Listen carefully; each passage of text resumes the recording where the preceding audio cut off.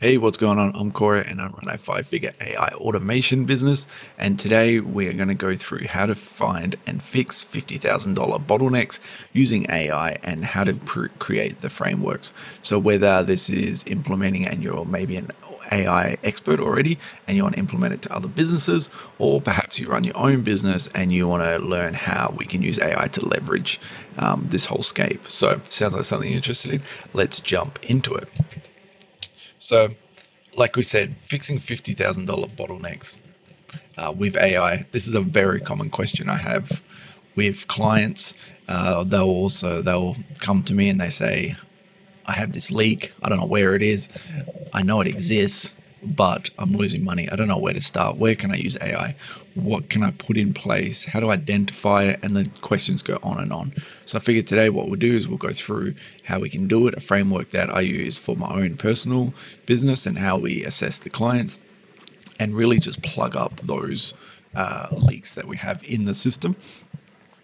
So normally what happens is no matter what business it is, whether it is a coaching business, whether it's a marketing business, whether you sell dog food, it's the same stuff, right? Every business will revolve around a marketing, a sales, a retention, delivery, onboarding. That's the structure of a whole business.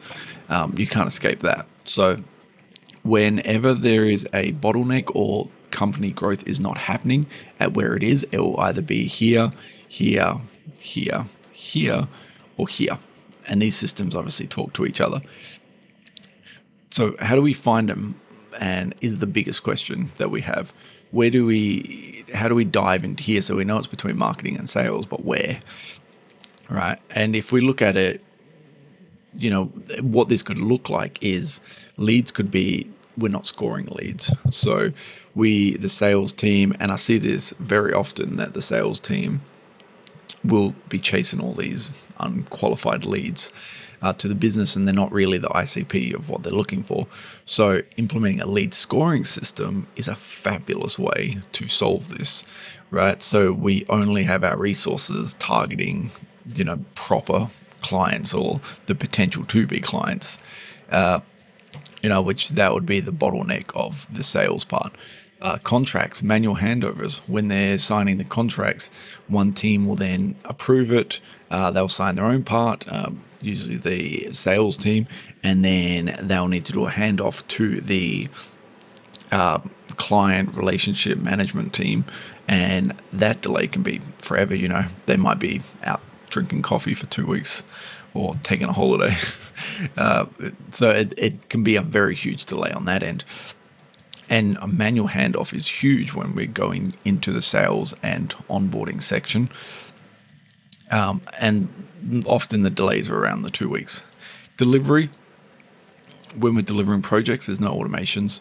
Project stall, updates is a very, very good example.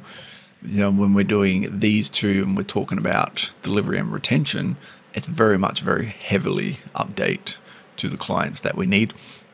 And these can be completely automated. So this doesn't need to be, and it often is, people that companies will think, let's just, you VA, you assistant, you sales team, give an update to the client of where we're at with the project. And that can be, one or two is perfectly fine. But when we start adding 10, 20, 100 clients to thousands for enterprise, the numbers can add up. If you have 1,000 people and maybe it takes 5 minutes to do an update, even with templates, you can see how that number starts really scaling up. Retention as well, so no follow-ups, which again comes back to this communication bit here. Churn rises. Last thing you want is a client to enter the company or sign a contract in the agreement, and then they don't hear from you for 2 weeks. So we want to keep the churn down and keep our retention and customer satisfaction through the roof. And an example of what this might actually look like is onboarding can take 2 weeks. Well, it does take 2 weeks instead of 2 days. This could be an 80K lost for staff wages, for time, for potential other clients that could have signed. So, right, maybe not just direct costs, but also indirect costs of how much it can be. We could also look at this sum, how we're going into 5 minutes. Maybe it takes 20 minutes to do this handover that we spoke about in here for the onboarding. So when they sign, they can do the whole onboarding flow. If that's 1,000 people over a whole year, and maybe it's not 5 minutes, maybe it's 5 days. That's a big number that you're spending on this onboarding task. So how we fix this? Fairly straightforward, and it's great in today's day and age. The LLMs, or the large language models, are brilliant. Claude, ChatGPT to a degree, GPT-5's out now, so that's not too bad. These really make it easy to identify these bottlenecks with the right framework. So what we're going to want to do is open up an AI prompt, whichever one you prefer, and we're going to start putting in prompting system, so sort of a framework called Clear Framework. And this is how we're going to do it.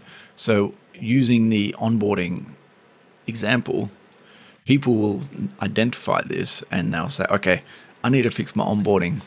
Let me ask ChatGPT, let me ask Claude, let me ask Grok, let me ask a million of others, right? They'll just say, build me an onboarding flow. Now, that's very vague, right? That's you being hungry and saying to someone, go to the shops and get me food. You're going to fail. It's that simple. So this is really what's happening with the AI and how people are prompting it. They're saying, build me an onboarding flow, build me a sales flow, build me something, just anything. And there's no specifics.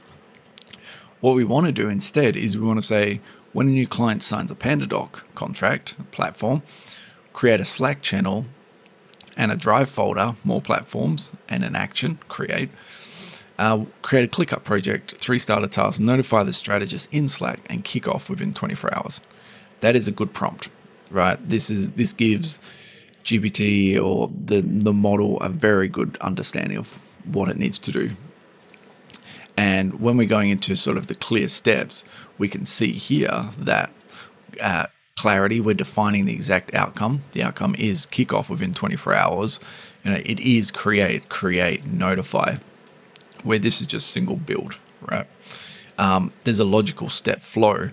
So each one of these is telling the model we need to go from one step to another. We have edge cases covered with the 3 starter tasks.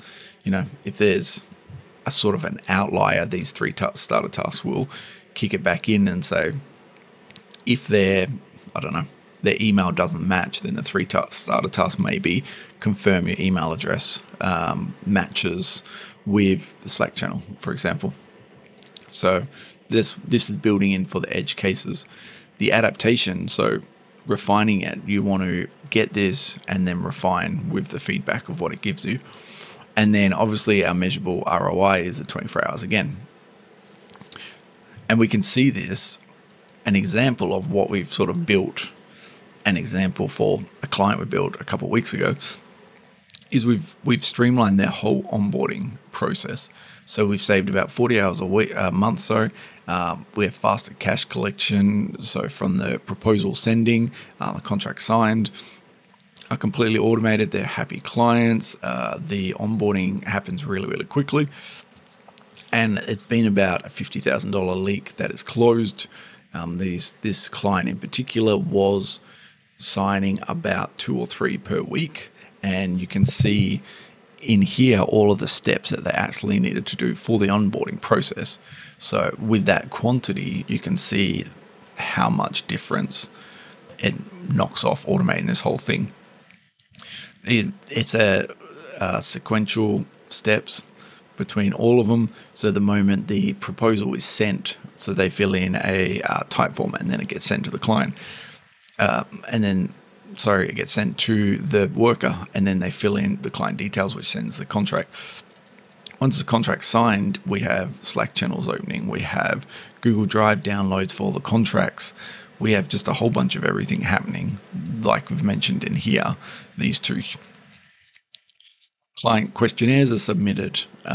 We have intro emails sent. We have Slack reminders going to, if the intro email hasn't been sent or if it's after the due date that it does get sent.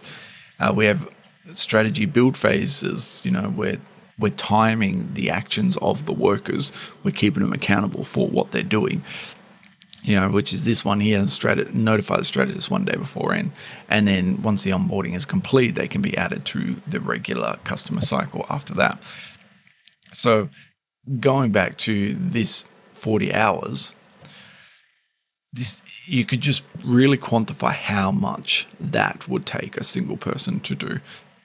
And now all of this is streamlined incredibly quickly.